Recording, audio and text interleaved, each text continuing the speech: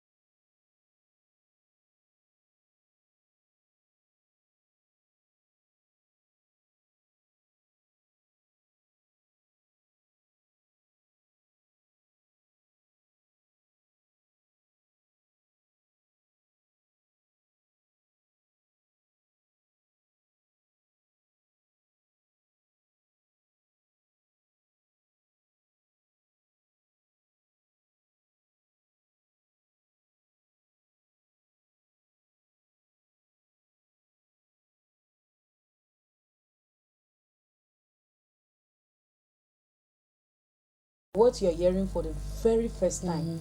You've surely watched it on movies, you've surely read it in novels, but you've not had it face to face. So somebody saying it directly to you, you take it for truth and nothing but the truth.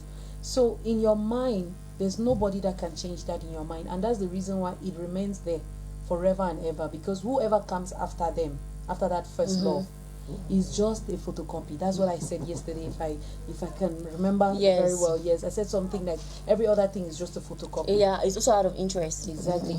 Which doesn't necessarily mean that those who are coming after are wrong, but because they are coming when the mind is no longer as innocent as before.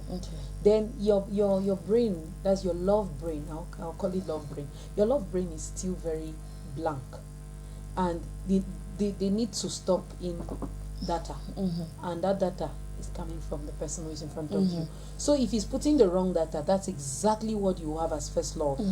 If he's putting the right one, you will still consume it in that same way. So I consider it true in that sense, because you love the person, you just believe the person, like it's the gospel truth that the person is saying. Okay, you put the innocence in it. Exactly.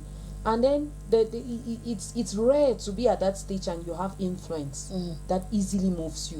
Why? Because it's still your first try. Maybe some spotted friends here and there could be telling you that watch out on this guy. Sometimes even the guy is a bad guy. You are instead the innocent. But your friends are even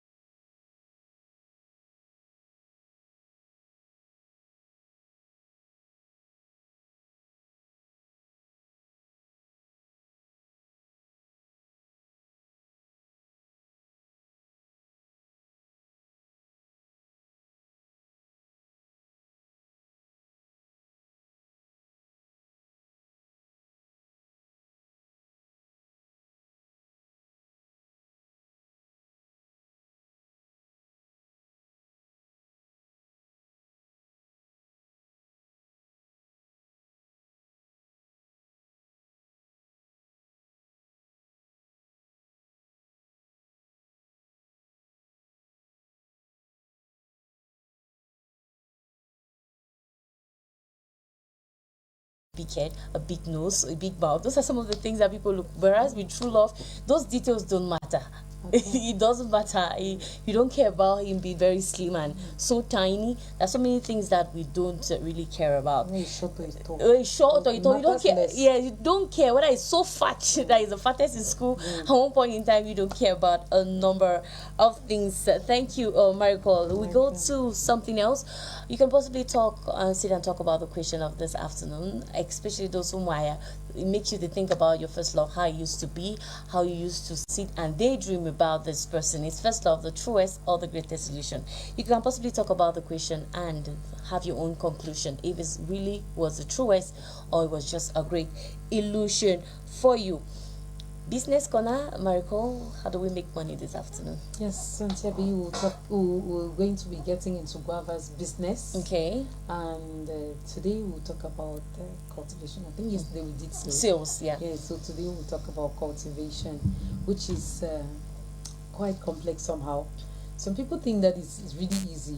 That's what I always thought as well. I think that's easy. You take the seeds now, you pour somewhere there. That's exactly how I always look at it. So the chances are there that you can use the seeds. Okay. Yes, the chances are there, but they're quite slim. That you just throw the seeds and then you find it already germinating. On the contrary, when you have these guavas, some of these guavas, when they fall from the trees, thank you very much to the production room, we have the guavas there. Yes, these ones are really yummy, but you need to wash, like we said yesterday. Please wash and check very well before you consume, because you can find maggots inside there. Now these seeds that you see on those ones, on the one that has been cut into two, the seeds can help, that they can still serve as seedlings for you to have guavas again. Now, generally, when you go to orchards or to places where the concentration of this fruit is, they are growing, what you notice is that since people don't come there too often, because unless I forget Santiago, snakes are always very, very attractive. Attracted by guavas. Yes. They do love it. Yes, I know they always stand on their sticks. They always wrap on this. Exactly, they wrap on the branches. They come to consume the fruits too. So unfortunately for you, if you come when they are around, then you can surely be a victim. So that's the reason why I will call the attention of kids, especially kids, those who are coming back from school. They come back from school, instead of going home straight, they go into those guava zones and they start hunting for guavas. Hunger, there's hunger, but think of your health, because anything can happen. True. So what I was saying is that sometimes it falls under the trees. I mean,